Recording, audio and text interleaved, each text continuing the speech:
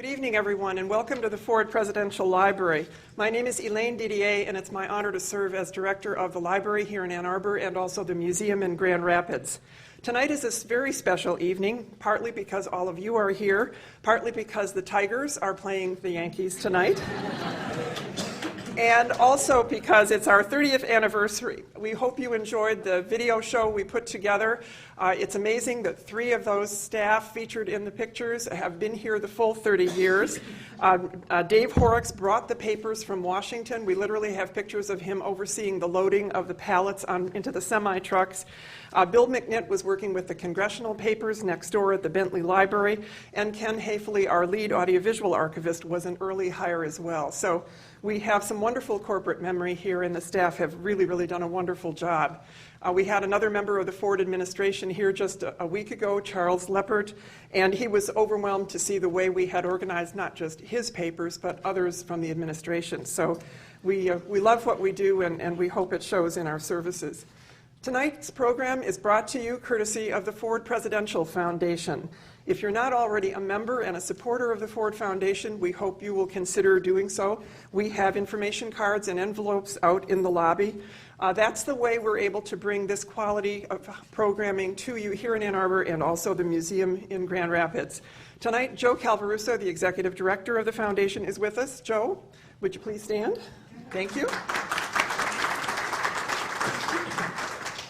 Tonight's program is being taped for later broadcast, and so I'd ask your cooperation on 2 points. 1, please make sure your cell phones are turned off.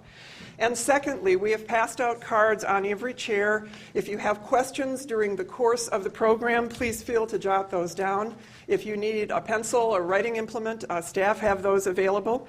And you can pass your questions during the program to each side of the auditorium here, and the same in our overflow areas. And those will be collected and brought to me, and after Ms. Mitchell finishes speaking, I'll go to the junior level podium here, and then we'll ask as many as she will have time to handle. So we'd ask your cooperation on that. Now to our program. It is a great pleasure for us to have Susan Ford Bales with us this evening. She's the daughter of President and Mrs. Ford. Susan is known as a highly articulate spokesperson on issues related to breast cancer, and you should know that with her mother, she helped establish October this month as National Breast Cancer Awareness Month, making a real difference in the lives of many thousands of women across the country. Susan has also been extremely active with the Betty Ford Center and its programs to address addiction, and she served as chairman of the board for 5 years. Susan also has a very special and unusual role as the official ship sponsor of the USS Gerald R. Ford carrier CVN 78 that is under construction. The new Ford-class carrier will be christened in 2013 and commissioned in 2015. How many people do you know who are ship sponsors? We think that's wonderful. Susan is a member of the Board of Trustees of the Ford Presidential Foundation and serves as co-chair of the Foundation's Program Committee. She is an avid supporter of all we do at the library and museum, and I have to credit Susan and thank her for playing the key role in inviting and encouraging and making it possible for Andrea Mitchell to be with us this evening. Along with her brother Steve, Susan has also stepped forward to represent the Ford family at many events in Grand Rapids and around the country, giving very generously of her time and talent. We're honored to have her at the library this evening, and I ask you to give her a warm Ann Arbor welcome to Susan Ford. Thank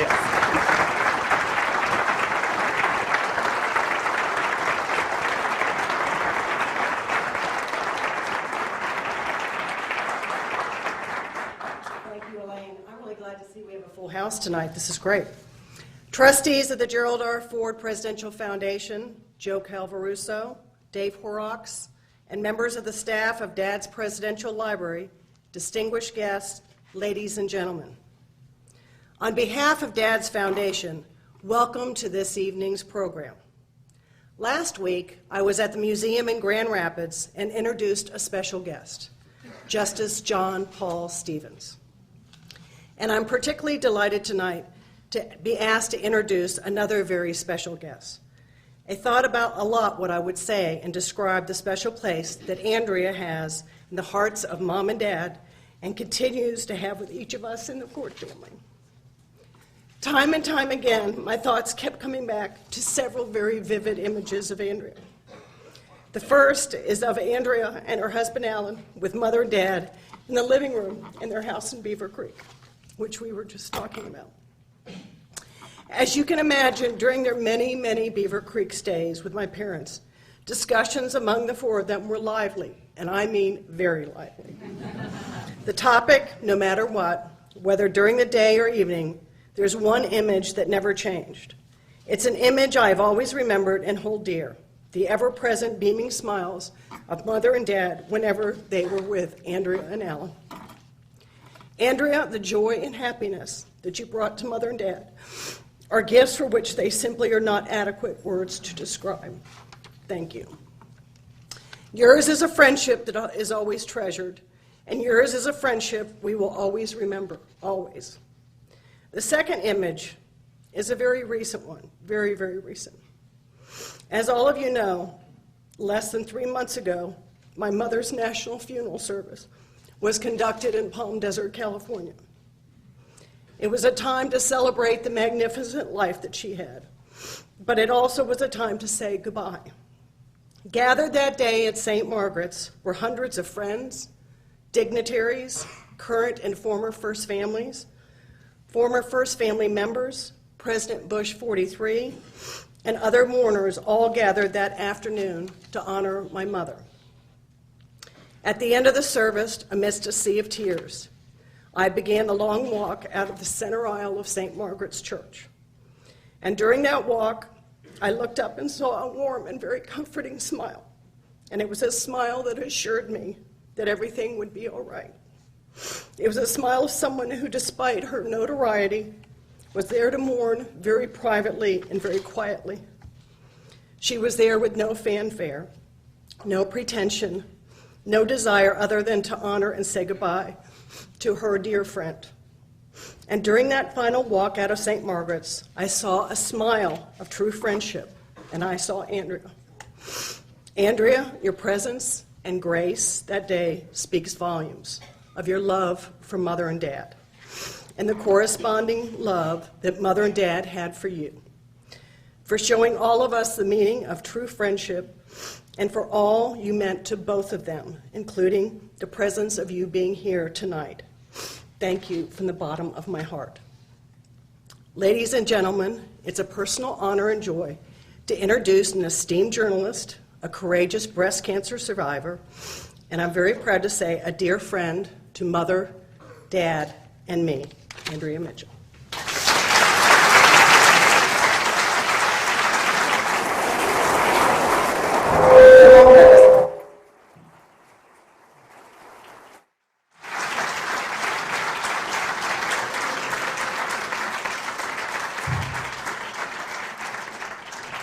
Susan, I am so touched to be here and to have such a personal and kind introduction. And to all of you, because this really is the home and the center of all that was and is so wonderful about Gerald R. Ford and Betty Ford. So when Susan invited me, it was an honor that I accepted gratefully and humbly. After all, I was a newcomer to the Ford extended family through marriage. It's a great privilege to be here and to think of all of the memories that we celebrate. Of course, when we first talked about this, Susan, I had so hoped that your mother would still be with us in some wonderful fashion. The spirit and the grace and dignity and independence. Some stories which we'll share. And Susan has actually encouraged me to be very honest about some of those Beaver Creek visits. And here we are celebrating the 30th anniversary of this great library and museum and the man whose life it honors. At a time when Europe's economic volatility is sending shockwaves to our markets, when compromise is now a dirty word in politics in Washington. And as both parties are now hurtling forward on the next presidential campaign, what better moment to take a deep breath and think about this singular man and his extraordinary First Lady. When Gerald R. Ford dedicated this library, he said, some of you may well have been here, "As long as the Lord permits, I will continue to advocate closer cooperation among the free nations, a greater sharing of the benefits and burdens of preserving the peace. Yet," he said, "I perceive a revival of isolationism in today's world, spreading like the elusive fruit fly. Under whatever guise, the new isolationism, like the old, represents a futile dream of going it alone." It was so interesting when I think back to Beaver Creek, the fact that President Ford was always surrounded by foreign leaders, and that the focus of the World Economic Forum, which we enjoyed for so many summers, was the economy, but a global economy. He was a visionary in that regard. He foresaw all of the trends, both for good and bad, that were going to become so dominant.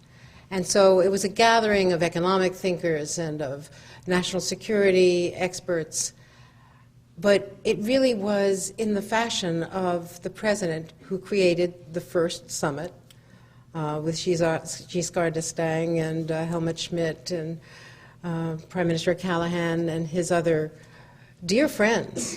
They, I'm sure, had disagreements, as all allies do, but he so understood the importance of global engagement. He went on to quote at that time of the dedication 30 years ago, his farewell address, his message to Congress, when he said, "To be first in peace, we can never be second in defense." But, President Ford warned, "Military and material strength alone, and this is the surest lesson the past can teach the present, even the awesome might of this great and good land will not prevail if we fail to stand united in purpose and perseverance. If ever freedom fails, it will fall one isolated citadel at a time." Just think back to what President Ford inherited in 1974. Tip O'Neill did, inscribed on the Ford statue, and I encourage any of you who have not been to the Capitol to see this beautiful and graceful and very human statue that was unveiled in the Rotunda last May by Susan and the family and extended family. But inscribed on the Ford statue is a quotation from the former speaker, who said, "God has been good to America, especially during difficult times. At the time of the Civil War, he gave us Abraham Lincoln, and at the time of Watergate, he gave us Gerald Ford. The right man at the right time who was able to put our nation back together again." Speaker Tip O'Neill.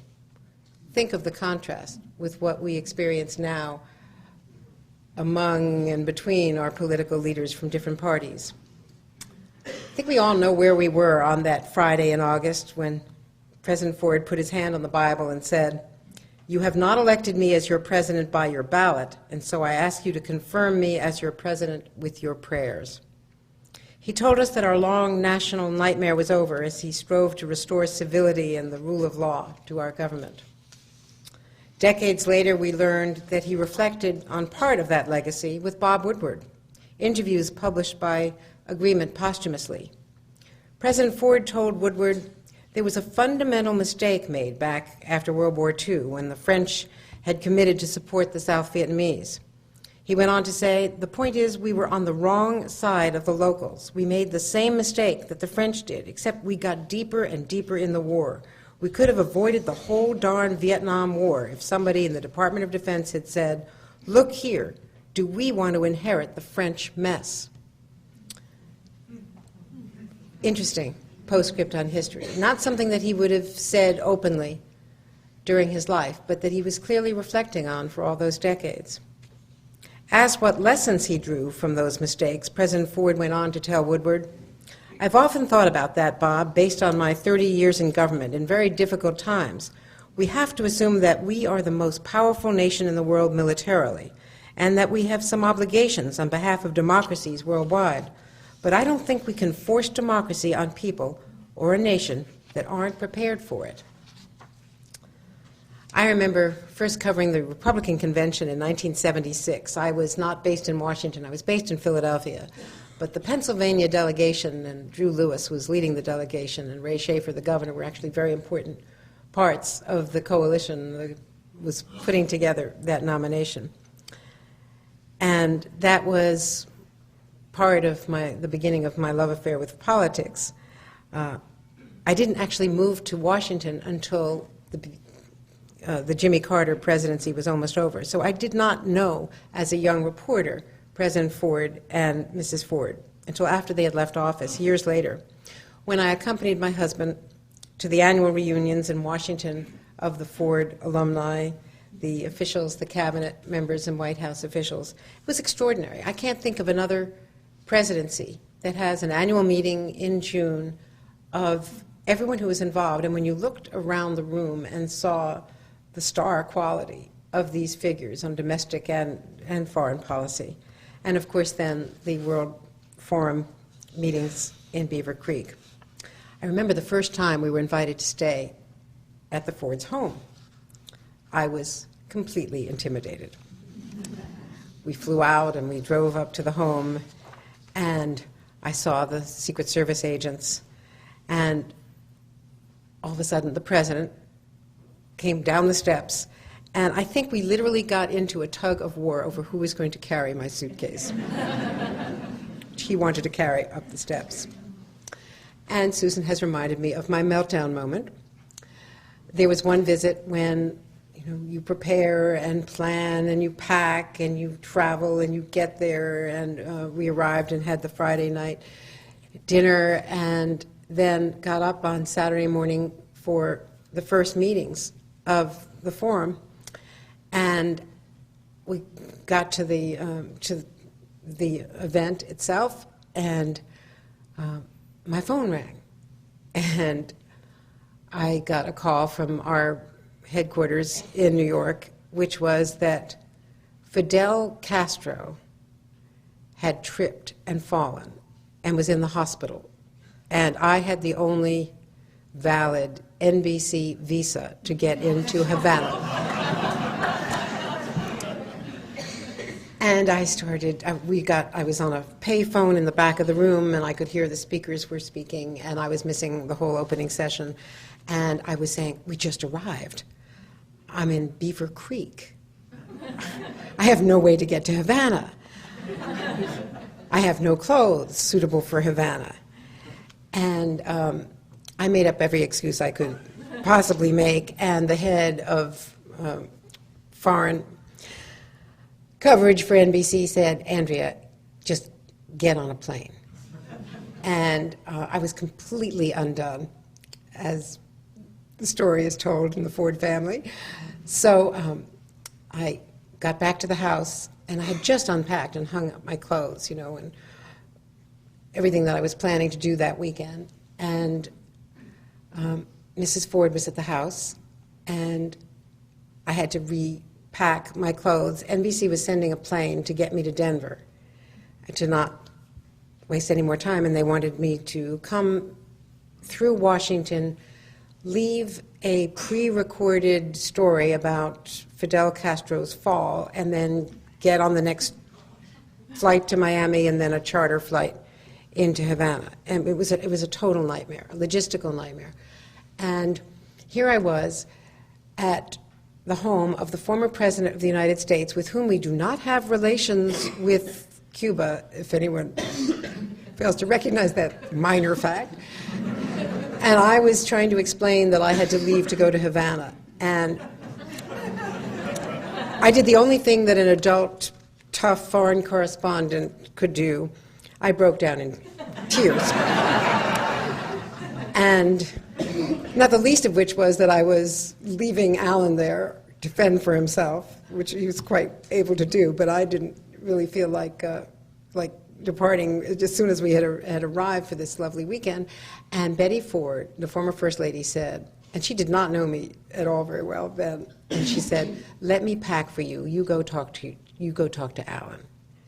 And Betty Ford packed my suitcase to go to Havana, which, for those of you, many of you who know her, who knew her, is so typically kind and comforting and friendly and embracing, which is the woman we remember.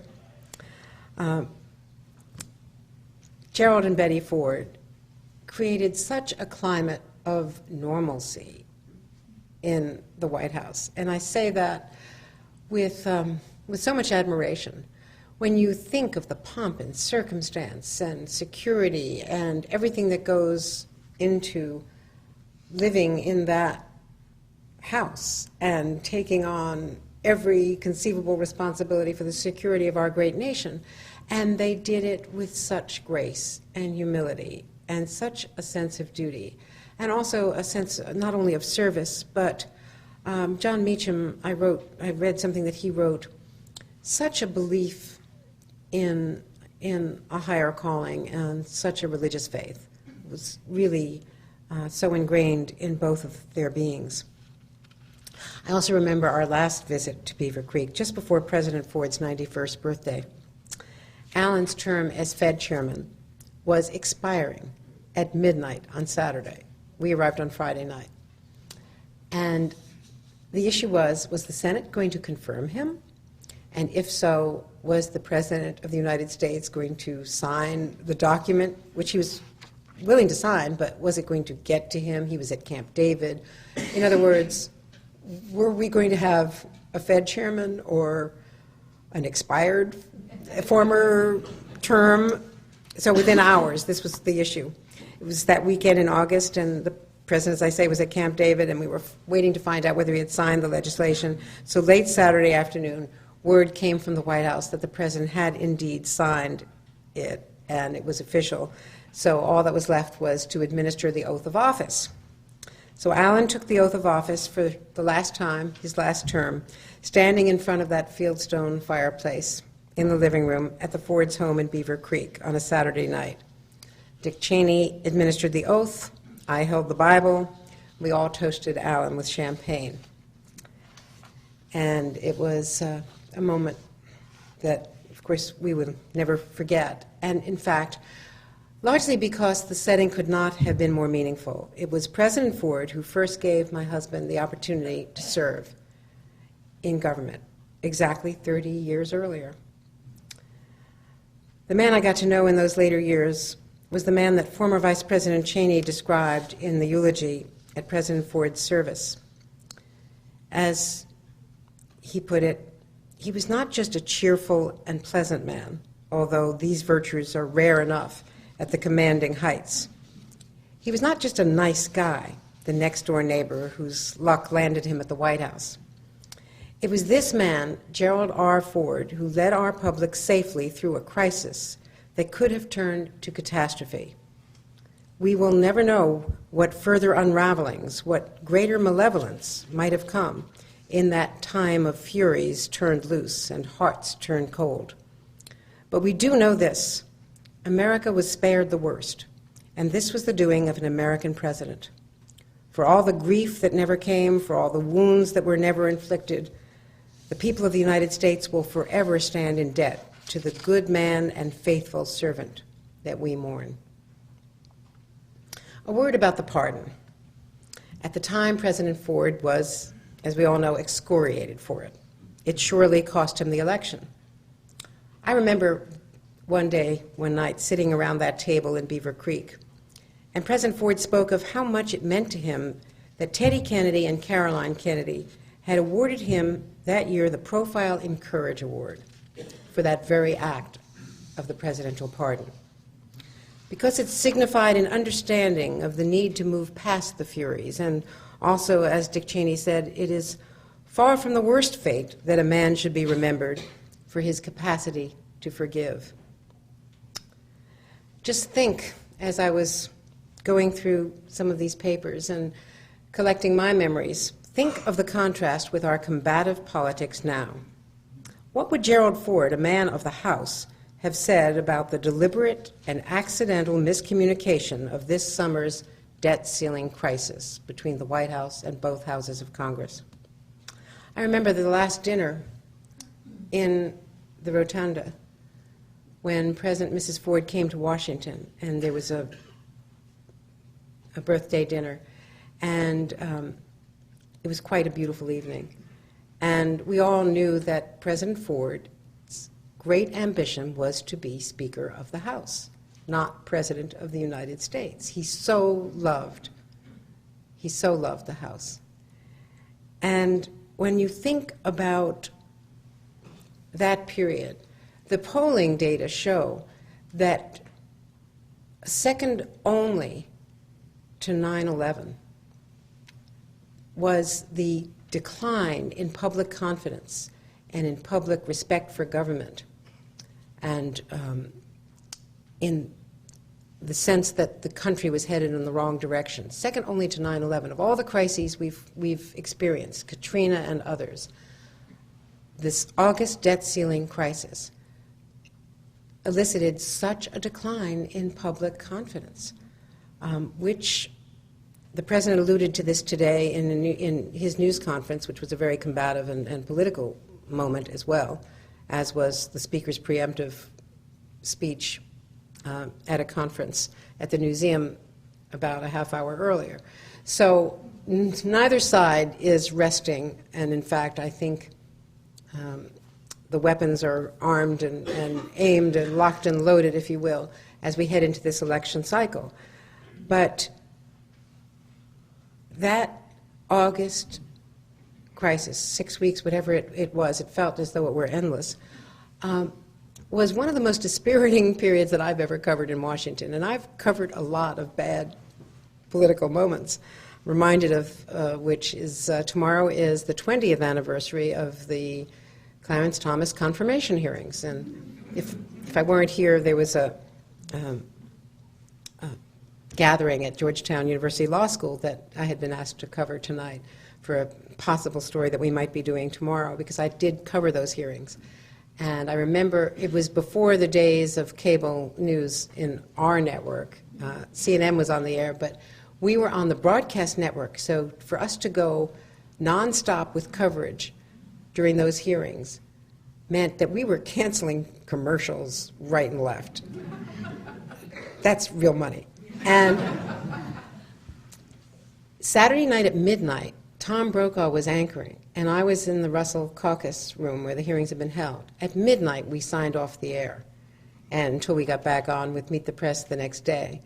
And when we think about all of the characters involved, with Strom Thurmond, and Joe Biden was chairing it, and Arlen Specter, of course, got into some difficulty with the women voters of Pennsylvania over the way he was questioning Anita Hill, bailed out in his election the next year only by the fact that Teresa Hines, newly widowed from the other Pennsylvania Senator, Jack Hines, was a great friend of ours, that Teresa did a TV commercial which helped Specter get reelected because he had such a problem after that poisonous hearing from both sides. Teddy Kennedy, I mean, just think of who distinguished himself or herself in that whole process. And when I think back, as I've had to, because I may be writing about this tomorrow, that was really the beginning of an extraordinarily vicious, and, I mean, the Bork hearings were rough, but those hearings were so explicitly rough. I remember my husband was at an IMF World Bank gathering in Bangkok that weekend, and he kept calling and wondering where I was, and I was live on television all weekend, which is not what we used to do. And when I finally reached him with the time difference and all, I said, I can't even describe what this has been like in terms of gender politics. Ruth Marcus of the Washington Post wrote a somewhat whimsical, a little bit whimsical column yesterday in the Washington Post about all of it, because she feels that some of the scandalous hearings and investigations and, in fact, impeachment that followed, I think about some of the sexual investigations and the ethics committees and an expulsion from Congress and the rest, could never have happened in the 90s had that hearing not taken place on national television. It just exposed us to a completely different vocabulary, political vocabulary, and other vocabulary. But so just thinking back of some of the really corrosive things that have happened, and I think that we in the media, I say this freely, play a role in all of that. When I was first sent to cover Congress full-time after 8 years covering Ronald Reagan, I remember Tom Pettit our late, great Senate correspondent, who used to call me Sis. And I had thought at the time that I was going to end up being the White House correspondent covering George Herbert Walker Bush. And instead, they sent me to Kennebunkport in 1988 for Thanksgiving weekend, and I said, why do I have to go?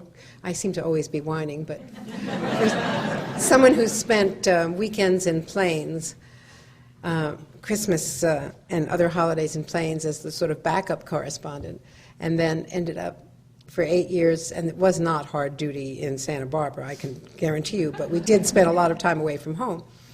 And so now, 1988, the election's over, and I'm told I have to go to Kennebunkport for Thanksgiving, and I can tell you that the Bushes were not happy, nor was anyone else in Kennebunkport, that the White House press corps was about to invade.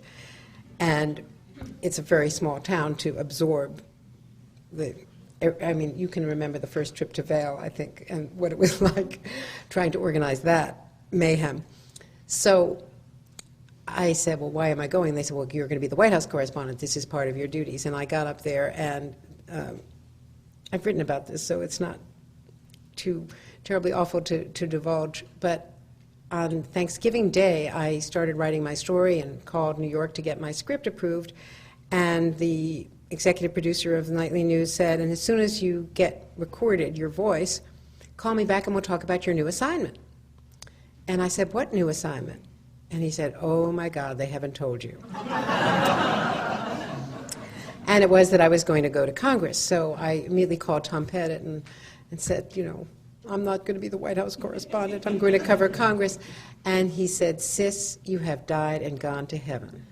This is going to be your favorite beat. And I've now traveled the world with so many secretaries of state. I've been at the State Department since 1994. I covered all of the 92 campaign and the beginning of the Clinton years. And I can tell you, honestly, I really understood your father, Susan, because I have never loved a beat as much as I loved covering Congress. It was so exciting, and people want to talk. And you're not, I mean, it's a reporter's dream. But when I arrived, it was right at the time that talk radio and later cable TV was becoming very, very vocal. One of the big issues initially was the Congressional Pay Raise. And everyone was going at each other, and the Nader people were all arguing that Congress didn't deserve a raise, and the talk radio hosts. And it's very quaint when you think back to talk radio hosts, but it really has become a different velocity of information as we've now gone into 24/7 cable coverage of everything. And there were so many scandals. It was the Keating Five, and if anyone remembers the housing scandal, and Sam Pierce, the housing secretary. I mean, there was just one thing after another. There were fights over civil rights law, the civil rights law being reenacted, and of course gun control and the Brady Bill. And it was just a very, very difficult time, really culminating in 1991 in the Clarence Thomas hearings. And I don't think we've ever gone back. And now our politics have become, as money has just flooded the zone, and as the news media has changed into more opinion in, many aspects, not on broadcast television news, but certainly in cable. That is the coin of the realm, is opinion and argument, and it has just become increasingly combative. And I just wonder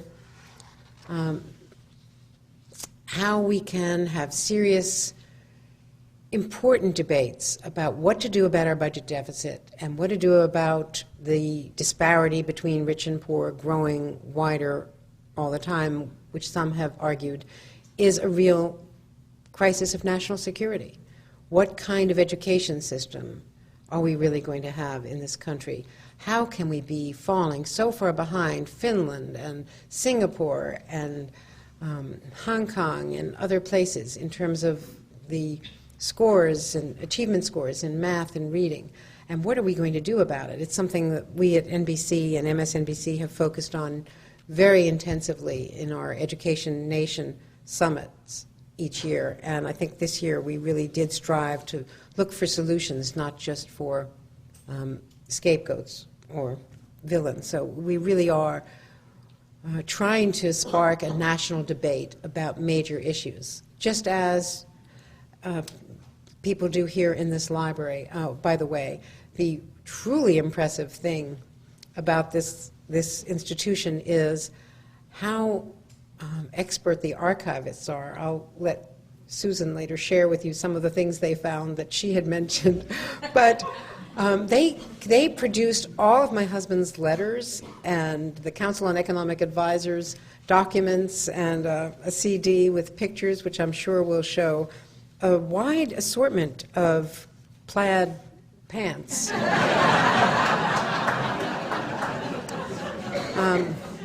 I should add one other thing for all of you who have been so kind to come here tonight. I just want to say that for those of you who are fans of baseball, I was born in the Bronx. I know. Not only was I born in the Bronx, but I was supposed to be Andrew, not Andrea. This was a big mistake. From the age of 2, I was taken to Yankee Stadium. From the age of 3, my father had somehow found a glove. And he would, as we were kids, he has these 2 daughters, eventually he did thankfully have a son, but he would teach us how to wrap our gloves and oil our gloves and put a ball in the glove so that we'd have a really, good pouch. And then we would take our gloves to the stadium and hope to catch a fly ball. So there was a game, I understand, underway. Now, I just wanted to say a word about Betty Ford, a word more about this incredibly independent, irrepressible, and honest and direct woman. I don't know if you've seen the PBS documentary. It's wonderful, and see it if you haven't already. When you think about how extraordinary she was, given the politics of the day, it becomes even more startling and wonderful. When I attended that service in California, I heard her eulogized as a wife and a mother and a role model for all women. And I remembered her as a young reporter when I went to cover the women's rights movement. And because of her support for the ERA, she was an icon with unlikely partners, Bella Abzug and Gloria Steinem and others in the march. And so many kindnesses, as I say, that she extended to me and to my husband in the decades since. And by the way, I also have a cherished memory of President Ford. I went, only a few months before he passed, I went to visit my friend Lee Annenberg. We were great friends from the University of Pennsylvania, where we both were trustees. And I went to visit her, and she decided to invite, as a surprise, President Ford for lunch. Your mother was not feeling that well, so she didn't come. Carol Price, another old friend, came. And so Lee Annenberg and Carol Price and your father and I had lunch, and it was just wonderful. And he was just fine with having lunch with all of us and listening to the girl chat. But speaking of the millions of American women who have a debt to Betty Ford, if this is not too personal, in September of 1974, as you all know, she showed by example that women did not have to hide the fact of their breast cancer. And this was revolutionary. She used that experience, and you can see it in that film, to demystify and destigmatize it. And in that documentary that PBS made a few years ago, there's an extraordinary scene at Bethesda Naval Hospital. Mrs. Ford is recuperating from surgery. She's in her bathrobe in her hospital bed, and they have a photo opportunity. And the president is visiting her, embracing her for the television cameras. That joint appearance said more to the women and to the men of this country about the way to handle this disease than anything else could possibly have. Years later, women like me, we grew of age. We underwent our first screenings for breast cancer at the Betty Ford Mammography Centers. Ours in Washington was at Columbia Hospital for Women. They were all over the country. Well, a month ago, my screening showed that I, too, had an early-stage tumor, and I underwent surgery with a very good prognosis. And I know that we would not have made the progress that we have made over these decades to treat this disease if not for the leadership of Betty Ford and Susan Ford carrying that on with Susan G. Komen and all of the other groups. So for me, this is indeed very, very personal. Together, the Fords remind us, even in the aftermath of Watergate's poisonous atmosphere, that there was a gentler time in politics, when character mattered. President Ford and Mrs. Ford are now remembered for sincerity and serenity, for decency, for healing. And this library, this museum, will explain why for generations to come. And in fact, we need those lessons now more than ever. Thank you all so very much.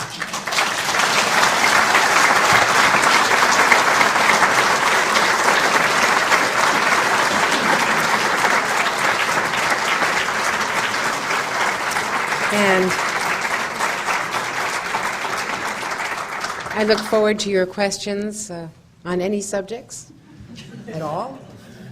We already have some wonderful questions in, and we'll start with these, and I sense that more are coming. First one, is it because of the airplane that Washington is out of touch with the people? I don't think it's the airplane. There is a sense that with all of our communications, and we should think about the extraordinary genius of Steve Jobs and the way our lives have changed. So we're in instantaneous communication with each other, but I don't think we get out enough. When I think about presidential campaigns, by the way, the airplane used to take us from airport to airport, and this was the paradigm of covering a campaign. There were buses in between, but basically we were doing airport rallies. And the most interesting campaign that I ever covered was 1992 with the Clinton-Gore bus trips, because they were completely ad hoc. There was a notional schedule, but having a schedule with Bill Clinton as the speaker was foolishness. But the bottom line is we got all over the Midwest, and we traveled the country on that bus. When we left Madison Square Garden at the end of the convention in 1992, and we were on the road, and when I think now how primitive our phones were and our communications, and that we had a Winnebago for NBC with a big editing bay of tape equipment, and we would have walkie-talkies, and I would be on the bus with the walkie-talkie telling my producer, take a look at the fourth scene on such and such videotape that we just shot as he gave, a speech at a crossing. And she would screen it, and then at some point I would get off the bus, the press bus, and get in the Winnebago, and how unsafe it was. We had folding chairs. This was not retrofitted for television. So we would be going on the highway sort of like this, trying to keep the chair from falling over and hoping that the computers would work, which were dial-ups.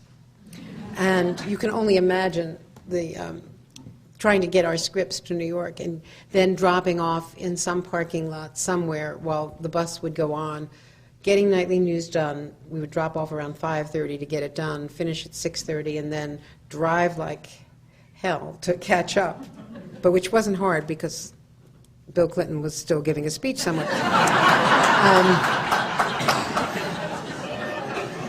And I remember one night in Iowa when I thought Al Gore was just going to, finally Al Gore left the rally and went to bed. It was 2 o'clock in the morning, and we all had to get up early the next morning. So that's what the campaigns were like, which is just to say it's so rare that you get out and do what David Broder, another great loss this year, was losing David Broder, the dean of our press corps.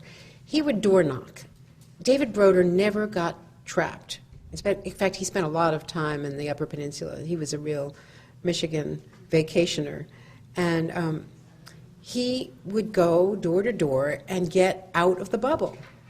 And that's the way we used to cover things. I think it's not the airplane so much as I now have a program every day at 1 o'clock. And so if I'm going to take the show on the road, which we're going to be doing through the campaign, it's a big deal.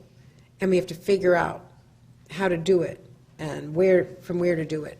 And so I don't get out as much as I would actually like to. And a lot of us are tied down by the exigencies of news deadlines and having to be on camera all the time. Whereas, and it's also the same with the way we cover Congress. Before C-SPAN, yes, there was a time before C-SPAN. Before the Senate floor, the House floor, in my recollection, was for many years in the 80s carried.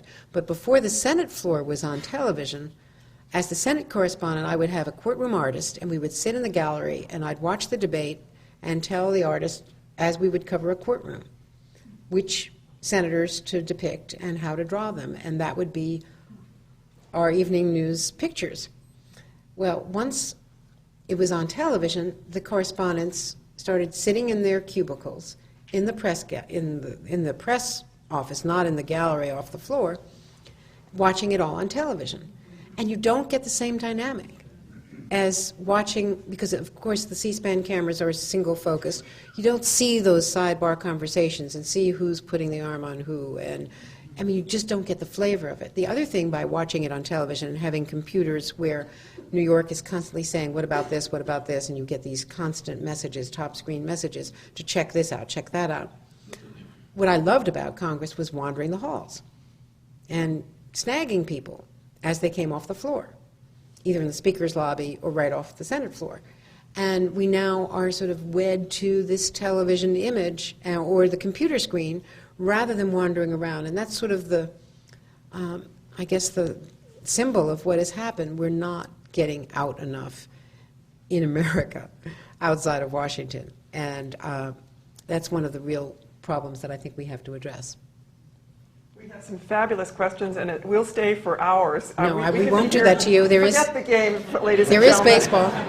Although we did think about it. The staff did discuss broadcasting it silently as a backdrop for her talk, but out of respect for our visitors, we didn't do that. We have lots of good questions. The next one, what can we do to diminish the divisive atmosphere in today's politics? Well, I think we all have to be much more engaged. I think we have to let our elected officials know when we don't like what they are doing. And I mean to really let them know by emails and calls, and we have to vote. We have to care. The lack of engagement by informed citizens is the worst indictment of our politics. And it's very easy to be apathetic or angry or turned off and tuned out. But, and the other thing is you have to demand more of us. Our reporting and our coverage has to be more contextualized, deeper, more analytical, and more comprehensive. And that I think is a very important component. Since you just put the onus on you as well as all of us, there are a couple of questions. Could you name one interview that you wished you had or that you missed, and what was your favorite story to cover?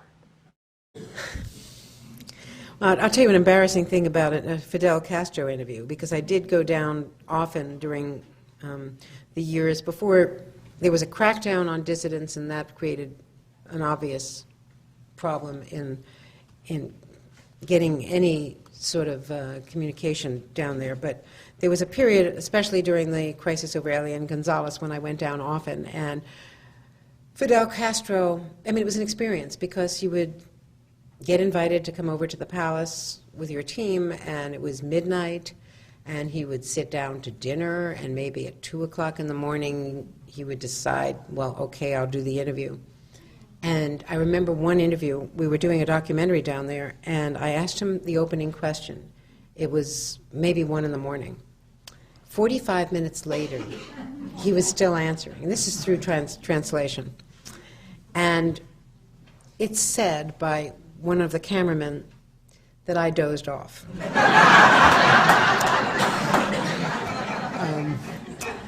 I very much enjoyed sparring with Maggie Thatcher. I loved covering the Reagan-Gorbachev summits. Reykjavik was fascinating. The Geneva summit, the first one, the choreography of all of that, and the way, one of Reagan's first big arms control speech was at Eureka College. And then the follow-up, and I remember when we used to ask him why didn't he meet with Chernenko and Andropov and first with Brezhnev, and he said, well, they all keep dying on me. So he had a point. So finally, there was this adversary, Gorbachev, who was a man in his 50s and was prepared with a lot of tension within the foreign policy team and a huge involvement by the First Lady in terms of the importance of having that summit in Geneva. And you may recall that there was, Don Regan was the chief of staff, and that was all a very interesting episode. If you think First Ladies are not important, they are very, very important as judges of character and personnel and have a lot to say about what happens in the White House, whether it's apparent or not. But I just loved arms control because the stakes were so high. It's hard to explain to some of the young reporters and interns and students now, but the Cold War was a very serious business, and so nothing could have been more important than the fact that President Reagan was meeting for the first time with the Soviet leader, and there was so much at stake. So I just found that all very, very interesting. Following up on the foreign policy line, 1% of the revenue is spent on foreign aid. Both parties want drastic cuts. How will this affect foreign policy and world events? I think it's a devastating notion that we can balance the budget by eliminating the 1%.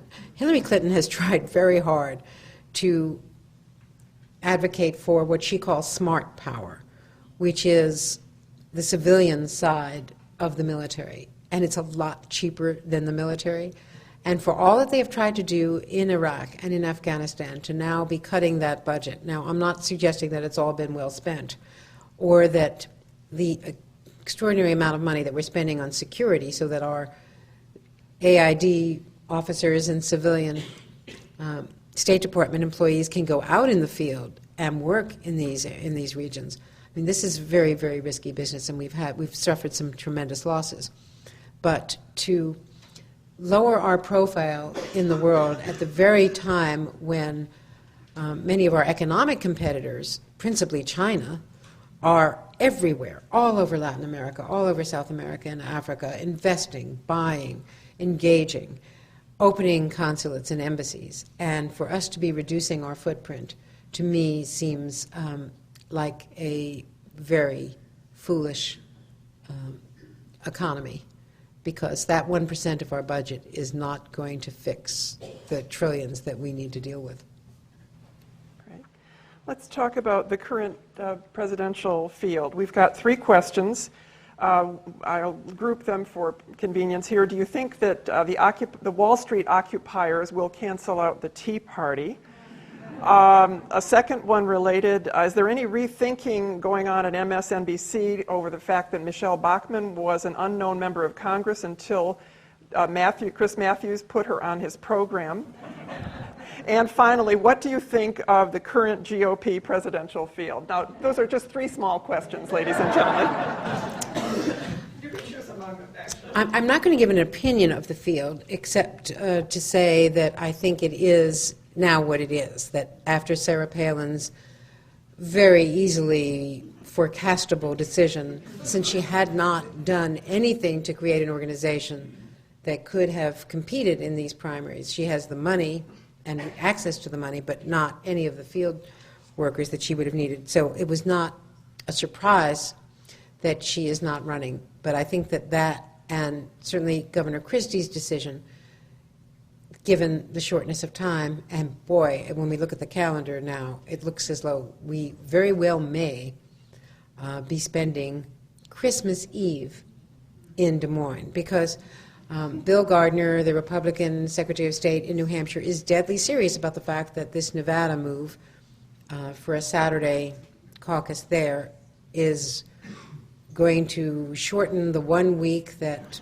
they constitutionally insist between Iowa and New Hampshire. And if that's the case, it's going to all push back. And so instead of Iowa being January 5th, and us, it's all about us, of course, spending another New Year's Eve in Iowa, it's going to be backed up into December. And it just means that there's just very little time left for the candidates to organize themselves.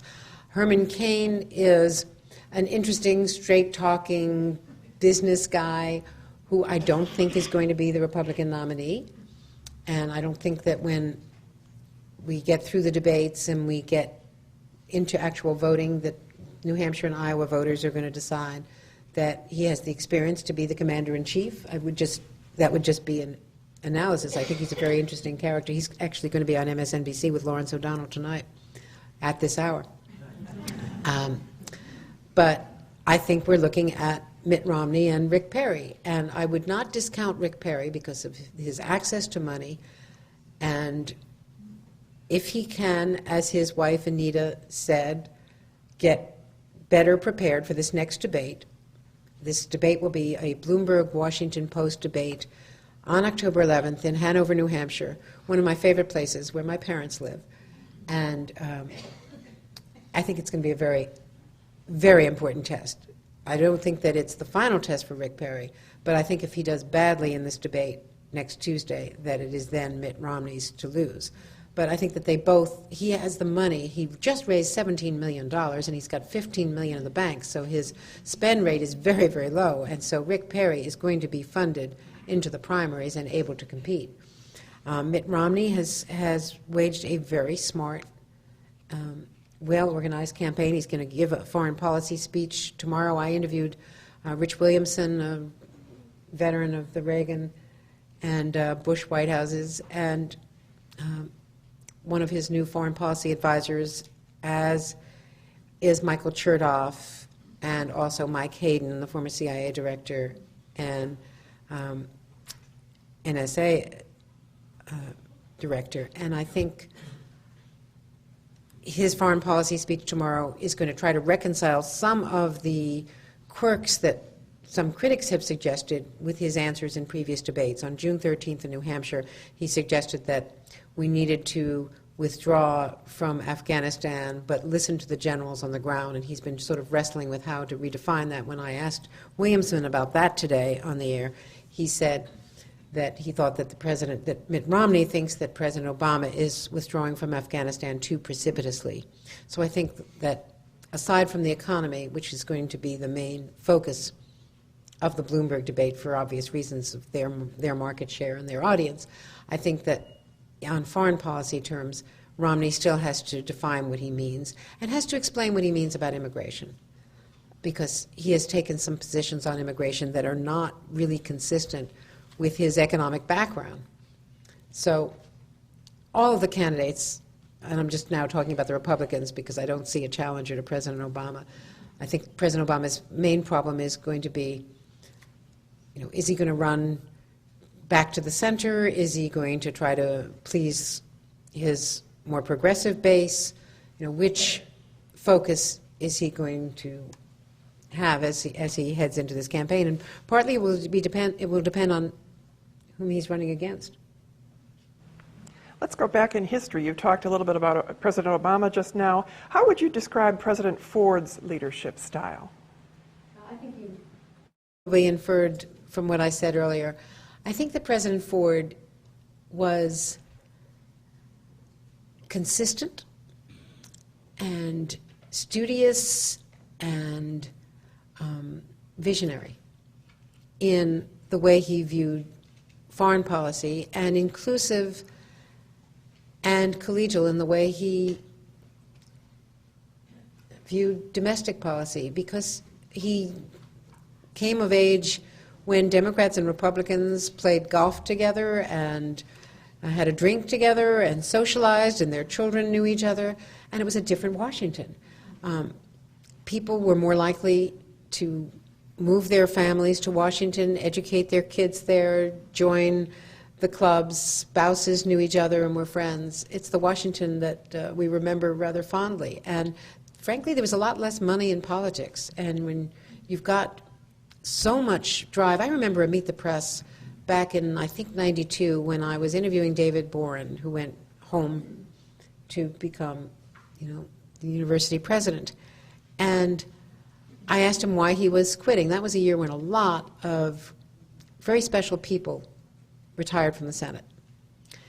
And he said, this drive to raise money, I have to raise millions of dollars in 6 years, and the minute you get elected, you're starting to raise money again. And now that has just grown exponentially, so that people don't have time to get off an airplane and be with constituents other than those who are paying for the privilege of wining and dining with their member or their senator. And I just think it has distorted the process to an extraordinary degree.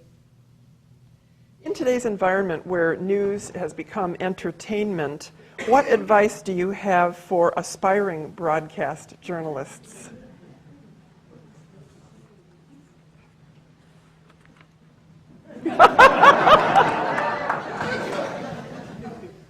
I would like to say become an English professor, but I do believe very strongly that those who aspire to be broadcast journalists should focus on the journalism more than on the broadcasting, should be in school not to study tape editing or electronic graphics, but should be reading deeply in economics and political science and history and literature and religion and sociology and anything else that is intriguing. I just believe in a very broadly based education. I'm a trustee at the University of Pennsylvania. I have a bias toward a liberal arts education, but I know the value, obviously, of other types of education, but I think that we become vocational too soon. And when we have interns, and they're wonderful at NBC, I just advise them to take their time to read and to write. Writing is the most undervalued talent. The people I admire so greatly in my profession are Tom Brokaw and Brian Williams, both superb writers, and David Brinkley, my mentor, Jack Chancellor, the people who really knew how to write for television. We had Tom Pettit and Doug Kiker, some of the great reporters who covered President Ford, and John Cochran and others from those White House years were really fine writers, and John Palmer. But many of the younger correspondents don't really understand the importance of capturing that moment in words that are descriptive but not too descriptive, letting the picture tell the story, but also, aside from writing, just learning the fundamentals of journalism. And that can only come from experience and from understanding politics and understanding American history. We have some personal questions here. How did you meet Alan Greenspan? And what's a day like with Alan Greenspan? And I heard the story you shared with us over our little supper about his commercial. Well, one of the things is that he's a complete techie. Who knew? And that when he left the Ford White House and went back to Wall Street, to his firm, to his economic consulting firm, one of the things he did once was to make a commercial. And it was for, I think, an Apple II. He actually did a commercial for Apple. And it's very funny. I saw it back in 1984. It's actually on YouTube. And it's a very, it captures his wry sense of humor. What's a date like? It usually involves conversation, a lot of conversation about music, because he's a former musician and I was an aspiring musician before I became a journalist, and baseball. Baseball is a very big part of our lives, and we both came from New York. We rooted for different teams, so there's that. We love music, and we love politics in the broadest sense, not combative politics, but just political conversation. It doesn't involve a whole lot of economics because I am dismally unprepared for that. But as those of you who know him know, he is amazingly kind and funny and sweet, and we love to play tennis. And so a typical day is me getting up for the Today Show as I did this morning at 5 or 5:30, and my husband getting up to make me coffee, and then he hits the treadmill, and then he starts work on a book that he's writing now and goes into his office and collects data, which he loves to do. And neither of us ever get home before 8 or later at night, so it's generally not enough sleep, but a lot of fun. Well, then you'll understand the next question. How do you find balance in your life? You seem to be everywhere all the time. I don't find balance. Oh, you asked how we met. We met over David Stockman's budget. It was very romantic. I kept peppering people in the Reagan White House with questions about whether the budget, especially after David Stockman confided to Jim Fallows, I think in the Atlantic, about the budget numbers. And if you remember, he was woodshedded, but he was not fired as budget director. So I kept asking a lot of questions about the budget. And finally, of all people, David Gergen in the White House said, "Why don't you ask a real economist?" And he said, "Why don't you call an old friend of mine from the Ford White House, Gerald Greenspan?" And I did not know Alan at all, so I called New York and kept asking him questions. This was in the early 80s. So we talked on the phone a lot about budget numbers and forecasts. And eventually I was in New York doing a Today Show story, and so we went out for dinner and discovered that we really liked each other a lot, beyond David Stockman's budget. Great. We're going to end with 3 questions. First one, we have someone in this audience who's from the Bronx, and this person wants to know, where are you from in the Bronx? Pelham Parkway, and a beautiful part of the Bronx. And this was in the day when we also had the Giants playing at the Polo Grounds. Later, the Mets played at the Polo Grounds before Shea Stadium, but of course Shea Stadium is now no more. So, I mean, baseball goes all the way back. And all during the 1950s.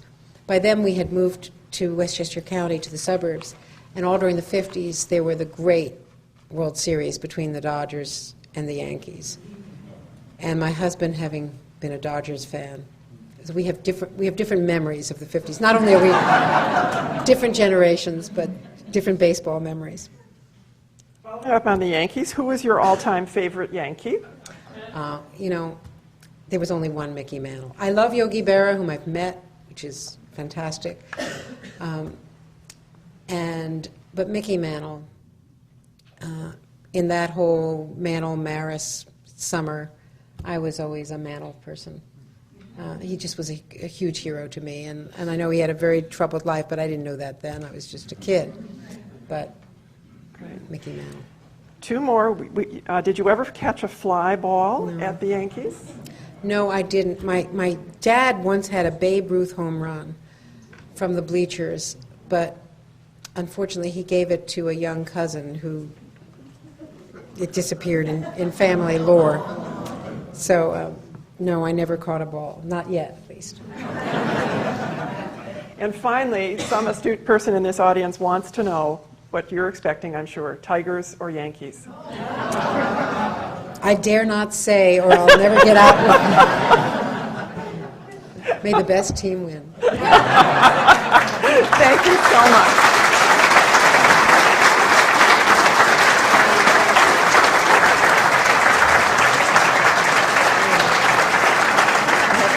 pens with his signature.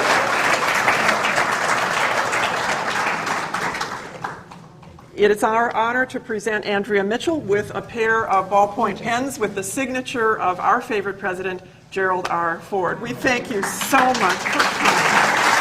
This is wonderful. Well, thank all of you. This has been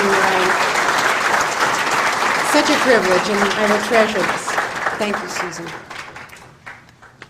And thanks also to Susan Ford Bales for her influence in bringing Andrea here. We are just delighted to have this as our anniversary program.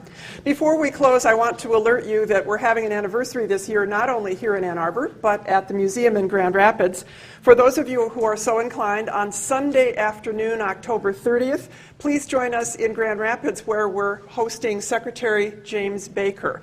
3 p.m., it's an easy drive. We'd love to have you come and join us. Coming up here, we're having the Consul General of Canada, Roy Norton, speaking on November 7th. He'll be talking about 235 years of Canadian-U.S. relations, and if you are from this area and interested in whether we're going to build a new international river crossing, you might want to come to that program. We're also having a film premiere here. There's a new film coming out about Senator Arthur Vandenberg. It's being done by one of our trustees, Hank Meyer, who's also writing a book on Arthur Vandenberg, and it's being the producer, Mike Grass, will be here. They'll be showing highlights of the film and talking about the research and the process, and we will be serving popcorn. And looking ahead to 2012, today at the library, we had a researcher in who's the producer of a new film about President Ford and how he stood up for a fellow U of M teammate, Willis Ward, when Georgia Tech refused to play Michigan if Ward, who is black, took the field. The title of the film is Black and Blue, and this is a program that every U of M fan will not want to miss. So we don't have it scheduled yet, but that will be in the early winter. So thank you again to Andrea Mitchell and Susan Ford Bales for being here, and enjoy the reception.